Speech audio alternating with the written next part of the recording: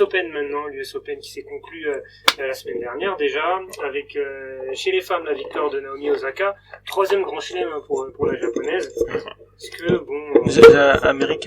Américano-japonaise, non? Elle est pas américaine un peu? Elle est née au Japon, son père est haïtien, sa mère est... Ah, excuse-moi. La nationalité japonaise. Naomi Osaka, est-ce qu'elle peut être la... À chaque fois, je pose la même question, j'ai l'impression, mais... Est-ce que voilà, peut-être l'une des... Bon, ça l'est déjà à tête d'affiche du circuit WTA, mais est-ce qu'elle peut asseoir une domination certaine dans Serena Williams? Ouais. Je crois pas du tout. Après, c'est une très très bonne joueuse, au demeurant. Ça, je le reconnais à 1 000 000%, mais mentalement, elle a certaines absences. Mais elle est encore très jeune. Ouais, elle est encore jeune, elle a 22 ou 23 ans. 22, 23, ouais. Encore 7-8 belles années devant elle. Bien sûr, mais après, dans le tennis féminin, t'as vite fait de dégoupiller psychologiquement et te retrouver à la 50e place mondiale. Honnêtement, bon, il y aura de l'adversité maintenant au fur et à mesure que les années vont passer, parce que bon, Serena va bientôt rendre le tablier. T'auras une Osaka qui sera une figure de proue, mais de là à imposer une domination sans partage. Pourquoi il y a pas forcément plus de concurrence en face d'elle, non?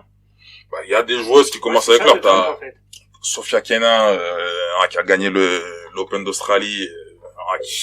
Bon, même si elle a perdu 6-0, 6-0 hier face à Azarenka, tu vas m'expliquer ça. Comment, numéro 4 mondial, tu t'arrives à perdre 6-0, 6-0, ça, faut m'expliquer ça. Elle avait arrêté, elle a repris. Elle aussi, elle était au fond du gouffre, elle est revenue, elle fait une finale. En fait, il suffit juste pour, j'ai oublié son nom. Osaka d'être constante. Et puis, voilà. Non? Elle a pas les capacités d'avoir cette constance-là sur le circuit. Alors, je dis pas gagner oui, tous les grands chelems, se faire les 4 grands chelems, mais voilà. Être au moins en demi sur chaque grand chelem, quoi. Ça va dépendre de son physique.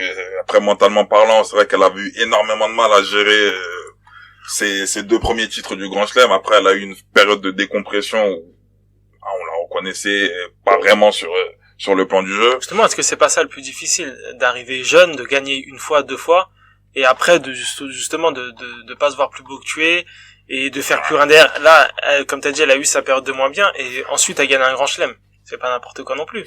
Il y a peut-être mais après, une espérance de ce côté de c'est clair. Mais après, faut pas occulter le paramètre coronavirus. C'était vraiment un contexte particulier dans une bulle à New York, et il y avait pas mal de défections aussi pour ce tournoi du Grand Chelem. Donc à voir ce que ça va donner. Après, elle va remporter encore d'autres types du Grand Chelem, tu vois. Je le lui souhaite, et elle a le potentiel pour. Ouais. Mais de là à en faire la prochaine terreur du circuit, non, je m'y serais pas là-dessus. Chez les hommes, Dominic Thiem, enfin, premier grand chelem à 27 ans. Est-ce que les anciens sont en danger ou c'est trop tôt? Aux hommes, Djokovic, il a perdu dans des conditions... Il a 27 ans, Dominic Thiem? Ouais, 27 ans. Ouais. Tout le monde en parle comme de l'espoir. Je crois qu'il avait 22, 23, non? Il a 27 ans. Les années passent. Bon, allez. Les années passent. Elles passent, hein. Avec Djokovic, Nadal et Federer qui sont encore là, les mecs qui prennent de l'âge et ils gagnent pas forcément. Ouais. La dictature. J'aime beaucoup. Après, honnêtement, Dominic Thiem, bon, c'est vraiment une très très belle chose qu'il ait remporté cette US Open. Mais de toi à moi, si Djokovic avait été là, c'est lui qui l'aurait mis dans son escarcelle et sans contestation possible. Au vu du niveau affiché au cours de cette finale, j'ai regardé le match après il perdait 2-7-0. Il perdait 2-7-0, bien sûr. Mentalement, psychologiquement, j'ai jamais vu une finale aussi faible avec 2 joueurs qui avaient peur de gagner, mais littéralement. Ah ouais, c'était, oui, les 2 joueurs avaient peur de gagner. C'était à celui qui... Il y avait le moins d'erreurs, en fait. C'est incroyable. Ouais. T'as Dominic Thiem qui était sur une jambe dans le tie-break et l'autre, il arrivait pas à dicter son jeu, à dicter l'échange. Il faisait que remettre la balle. Tétanisé par l'enjeu, c'est fou. La future génération, ça promet. Après, l'après Federer, Djokovic et Nadal, franchement, ça promet. Là, du coup, pour Roland Garros, ça va être compliqué de voir des beaux matchs ou... Ouais, bon, on va voir des belles affiches. Le 13e titre. On espère. Franchement, controversé, hein, Rafik. Rafik, il a un niveau qui est tel, et une telle domination sur la surface ocre que... Pour toi, il n'y a pas de suspense. Physiquement, il est encore bon. Enfin, il y a pas de Physiquement, souci. ça fait 6 mois qu'il a pas joué. Bon, là, il reprend sur le tournoi de Rome. Ça fait 6 mois qu'il a pas joué un tournoi, qu'il a pas touché enfin, il a touché des raquettes, mais qu'il a pas joué un tournoi. Donc après, la condition physique, il va la parfaire au fur et à mesure qu'il va engranger, accumuler des matchs. Après, sur les rencontres, Roland Garros va vite arriver, dans 10 jours, ça va intervenir. On va voir. Ça va être des successions de matchs qui vont nous donner... Et justement, et Djokovic, par rapport à sa sortie prématurée là, à l'US Open, il sera pas un peu revanchard ou alors déstabilisé? Il peut. Comment il pourrait se positionner? Ce sera l'outsider numéro 1 avec Dominic Thiem en tout cas pour Rafael Nadal. Après Dominic Thiem, tu le mets face à Rafael Nadal, j'y crois pas du tout. En finale, tu le mets face à Nadal, j'y crois pas du tout. Non, bien sûr. Moi, franchement, je m'y connais pas beaucoup en tennis, je regarde vite fait. Mais quand tu me dis 27 ans, il avait peur de gagner, voilà. Ça veut tout dire. Après, par exemple, t'as un mec comme Wawrinka qui a gagné tard, son premier grand chelem. Ouais, il a 30 ans, non, t'as 29 ans. Ouais. 29 ans, son premier grand chelem. Enfin, Wawrinka, il y avait encore, il y avait quand même des cadors face à lui.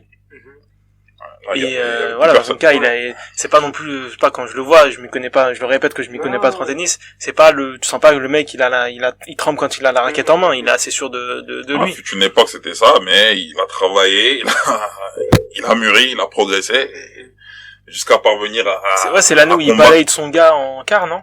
C'était quand il le gagne? En quart? Non, c'est en demi ou en quart? Donc, lorsqu'il gagne Roland Garros? En demi? Lorsqu'il gagne Roland Garros en 2014? C'est 2015. Non, c'est mon fils. C'est mon fils qui balaye ou son gars? Non, c'était contre son gars qu'il l'avait balayé, mais je sais pas si c'était en demi ou en quart, en fait, voilà. Mais effectivement, c'est vrai que, bon, on va pas parler des Français, Momo. Je pense que c'est pas la peine. Ça va aller. On parle de Benoît Paire, peut-être. Non, ça va aller. Santé, Marie. Tsonga qui ne fera pas Roland Garros. C'est une grande perte, c'est ça? Qu'espérait de Tsonga.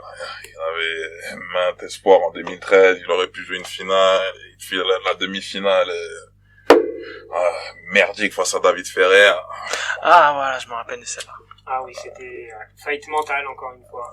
Je me rappelle, en fait, de ce que ça donnait, moi, devant ma télé, c'était un espèce de David Ferrer surpuissant physiquement face à Tsonga qui se liquéfiait un peu. En plus, il avait pas un jeu extraordinaire, c'est juste qu'il te remettait la balle. Oui, voilà.